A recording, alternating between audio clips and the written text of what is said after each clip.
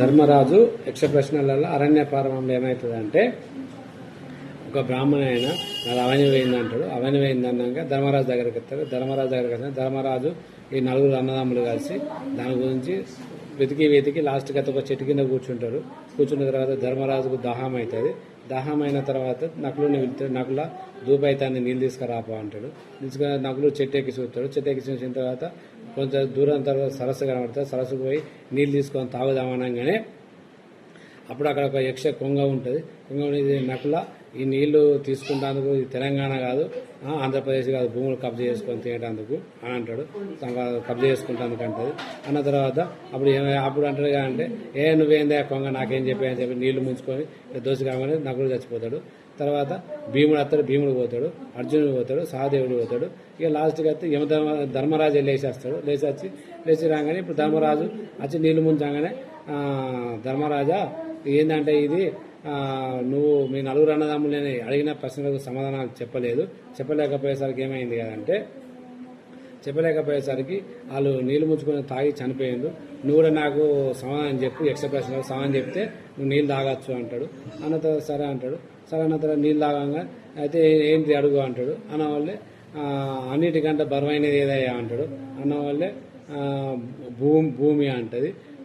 తల్లి అంటాడు. తల్లి అన్న తర్వాత ఆకాశం కంటే విశాలమైనది అంటాడు. అన్న తండ్రి అంటాడు. అన్న తర్వాత మరి దేవుడు ఇచ్చిన స్నేహితుడు ఎవరయ్యా అంటాడు. అన్న వాళ్ళే భార్య అంటాడు. భార్య అన్న తర్వాత మరి అన్నిటికంటే ఆశ్చర్యకరమైన విషయం ఏదయ్యా ధర్మరాజా అంటాడు. అన్నవాళ్ళు అప్పుడు ధర్మరాజు అంటాడు అంటే ఇప్పుడు ఏదైనా పక్క వాళ్ళ దొంగలు పడ్డా కానీ వీడు మాత్రం 4 సార్లు బెడెం గుంజి చూస్తాడు. వేసినా లేదా తీసినా లేదా మరి మంచిగా పడ్డా లేదా అంటాడు. కానీ ఇంటి పక్క కూడా ఇంటిని కూడా చనిపోతే మాత్రం నేను పోతాను అనుకున్నాడు. నేనే శాశ్వతం అనుకుంటాడు. నా ఇల్లు శాశ్వతం, నా 100 కోట్ల బిల్డింగ్ శాశ్వతం అంటాడు. నా భార్య పిల్లలు అందరూ శాశ్వతం అంటాడు. అది కరెక్ట్ కాదు అన్న తర్వాత సరే నీ అన్ని సమాధానాలు కరెక్ట్ చెప్పినావు. నీ నలుగురు తమ్ముళ్ళలో ఒక తమ్ముడిని బతికితేనే తీసుకో అంటాడు. అనవాళ్ళే నకులుని బతికి అంటాడు.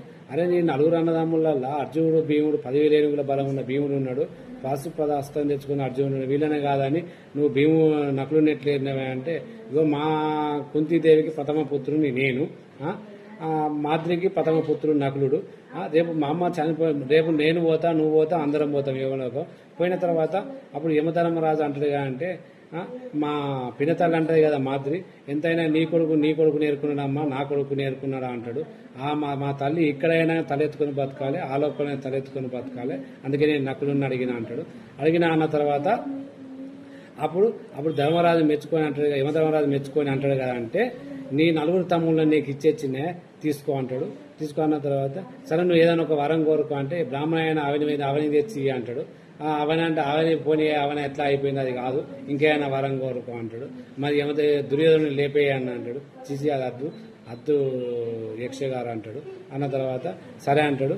సరే మీరు అరణ్యపారం అయిపోయింది కదా, అజ్ఞాతవాసం చేసేటప్పుడు మీ 5గురికి బయటపడకుండా నేను వరం ఇస్తాను. మీరు ఏ రూపం ఎత్తే ఆ రూపం వరకు మీరు సంవత్సరం వరకు బయటపడరు, ఇదే నా వరం అని అప్పుడు యమధర్మరాజు వెళ్ళిపోతాడు. ఇంతటితో ఈ అరణ్య పర్వం సమాప్తం.